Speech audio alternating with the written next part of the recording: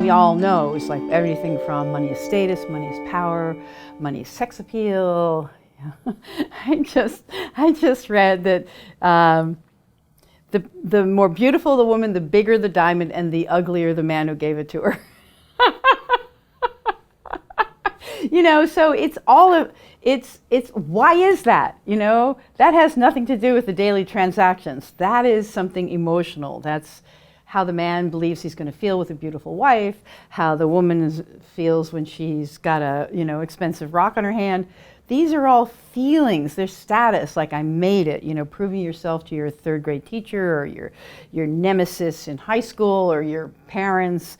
There's so many ways in which we project onto money the ability to not only make us happy, but to make us better or better than other people or safe or, so many deep gut level emotional feelings are playing themselves out in our relationship with money. And, fine, I'm not saying it shouldn't happen. Like, we will all be very conscious and we will not have any emotions in our relationship with money. No, I'm not saying that. I'm just saying the more aware you are of what you're projecting onto money in terms of meeting emotional and psychological and even spiritual needs, the clearer you're going to be in those daily transactions. In fact, that's part of why, once you start to become conscious of the flow of money and stuff in your life this way, you stop spending so much money.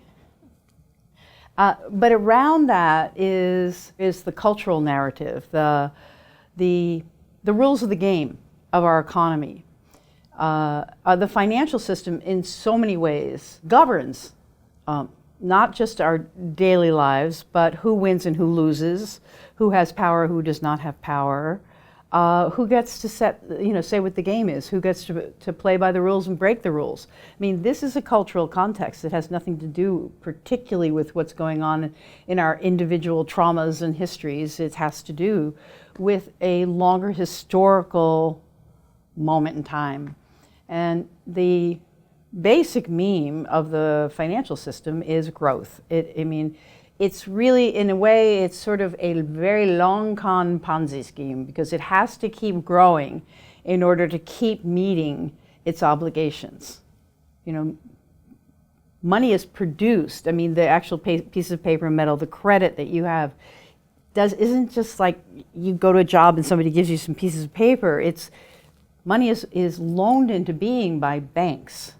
Banks have the authorization to create money, but it's not like they have to have $1,000 in the vault in order to lend you $1,000. No, they have to have $100 in the vault to lend you $1,000, and then they lend you the $1,000 with interest.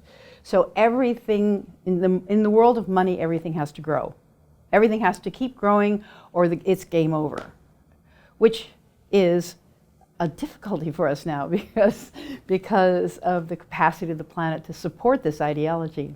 So that's that construct of money, which is fascinating. People study economics and the financial system. We're mesmerized by how people have played this system to the detriment of many people except for themselves.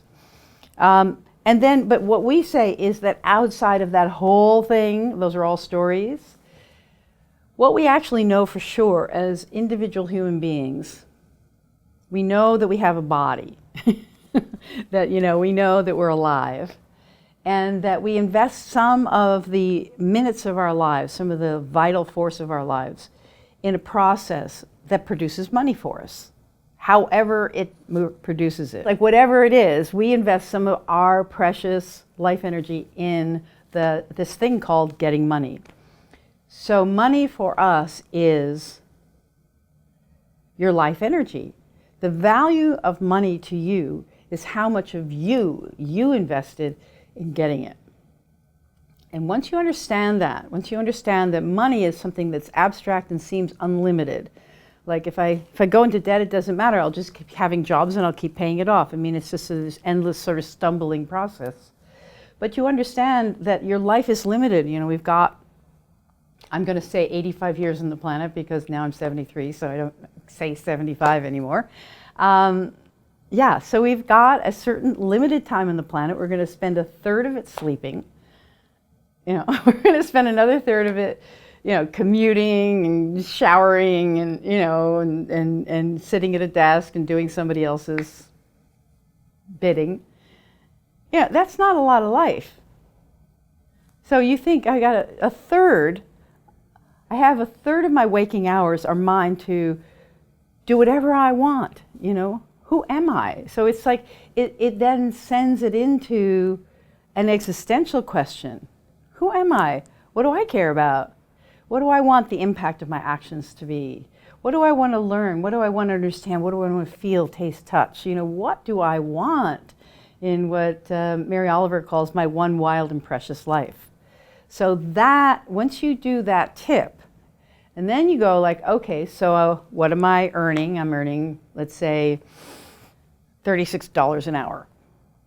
And I'm not going to do the whole shaggy dog story of like, you've got to add on to that hour the extra time you spend getting trained and commuting and, the vacation where, the first 3 days of your vacation where you are inert and you're just staring, those are all, that's all time associated with that hour. The commute expense and the training and you're a consultant and you think you make a lot of money, but you spend hours and hours to get the business for that 1 hour of paid employment.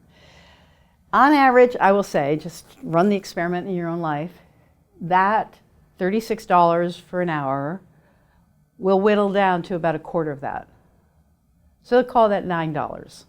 So now we have a figure. An hour of my life is worth $9.